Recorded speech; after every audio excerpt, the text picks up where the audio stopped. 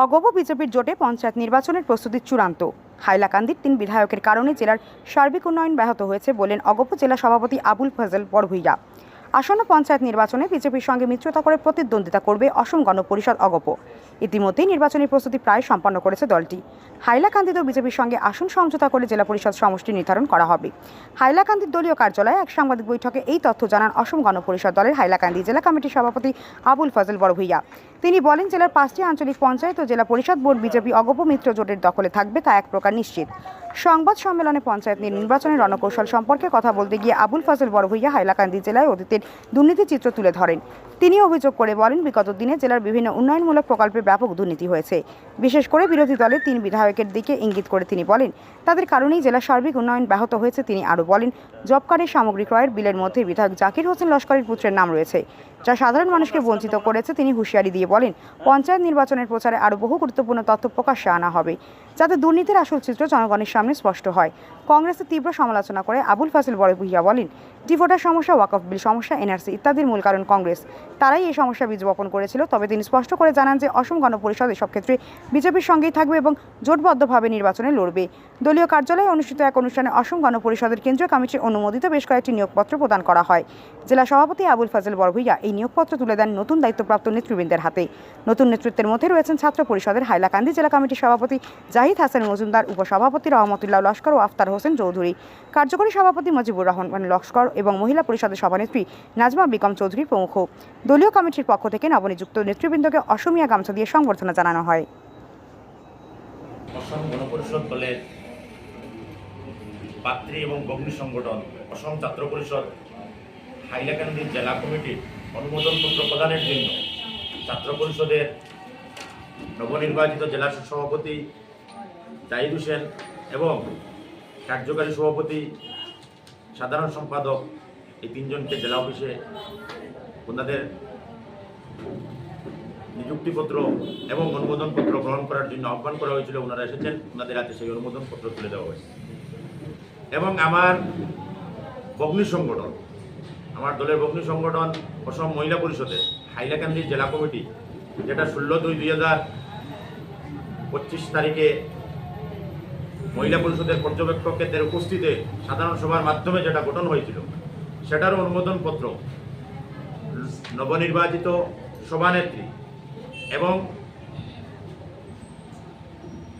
হাইলাকান্দি জেলার বিশিষ্ট মহিলাদের সঙ্গে প্রত্যেকটি কাজের সঙ্গে জড়িত নাজমা বেগম মহোদয়ের হাতে তুলে দেওয়া হয়েছে।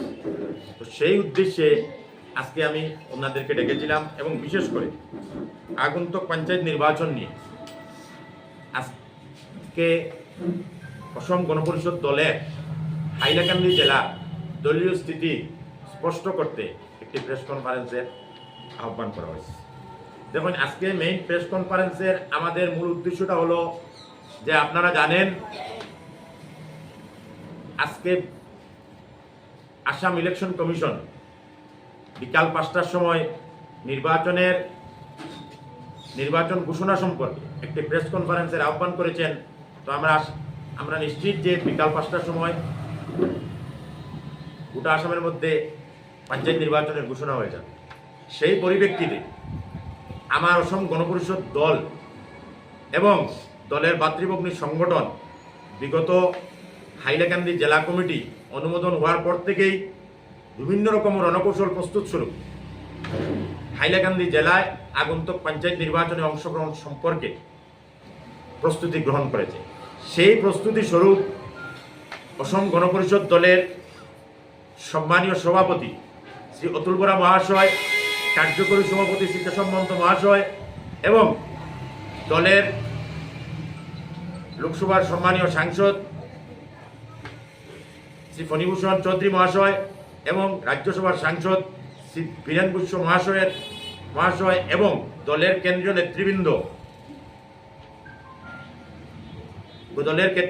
নেতৃবৃন্দ তথা বরাক উপত্যকার পর্যবেক্ষক শ্রী সুনীল ডেকা মহাশয়, শ্রী বিমলেন্দু সিনহা মহাশয় এবং দলের কেন্দ্রীয় বিধায়কগণ সবার উপস্থিতিতে বিগত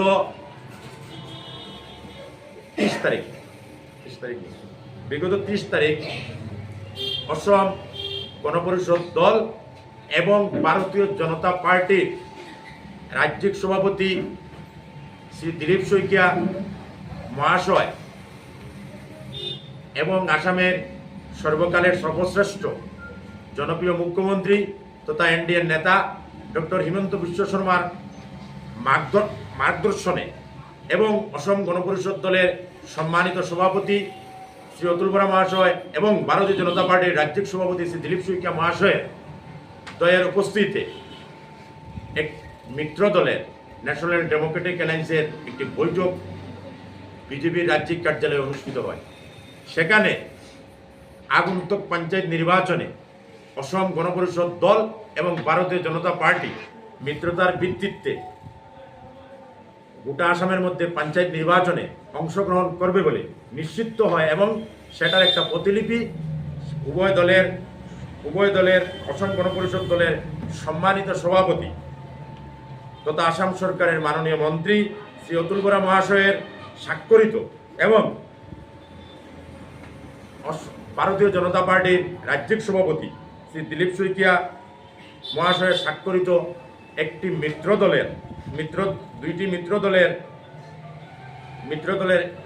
একটি লেটার আমাদের প্রত্যেকটি জেলা অসম গণপরিষদ দলের জেলা সভাপতি এবং ভারতীয় জনতা পার্টির জেলা সভাপতির কাছে প্রেরণ করা হয়। সেখানে আমাদেরকে নির্দেশনা স্বরূপ আমাদেরকে আদেশ করা হয়। সেই আদেশের পরিপ্রেক্ষিতে সেখানে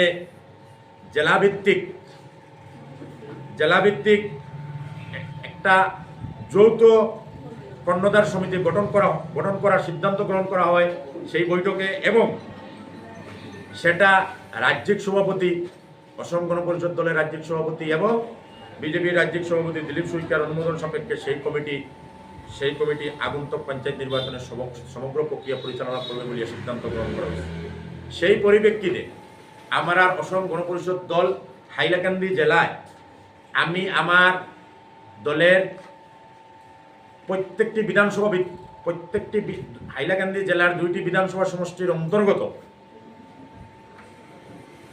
8টি জেলা পরিষদে জেলাভিত্তিক জেলা হইতে আমার জেলা কমিটি হইতে এবং আমার ভাতৃভগ্নী সংগঠনের পক্ষ হইতে প্রত্যেক 8টি জেলা পরিষদের মধ্যে 3 জন করে দলীয় নেতৃত্বকে আমি দায়িত্ব দিয়েছি এবং দলের সাংগঠনিক স্থিতি এবং দলের আঞ্চলিক বুথ কমিটির সবাইকে জায়গায় জায়গায় সেই মিটিংটা কালকের মধ্যে সম্পূর্ণ করার জেলার পক্ষ থেকে ওদেরকে আদেশ এবং অনুরোধ করা হয়েছে।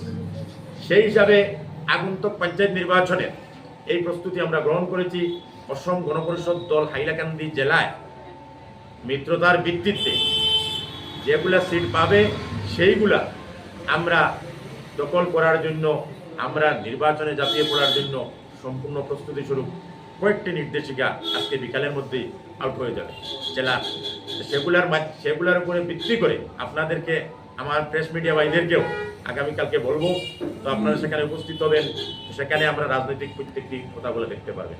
দেখেন আমাদের এনডিএর একটাই লক্ষ্য থাকবে, হাইলাকান্দি জেলা এনডিএ একটাই লক্ষ্য থাকবে যে আমরা হাইলাকান্দি মানুষের বিগত কয়েক বছর থেকে আমরা একটি সুস্থ পঞ্চায়েত বোর্ড গঠন করতে হাইলাকান্দি জেলাতে বিভিন্ন রকমের প্রবলেম হয়ে গিয়েছিল।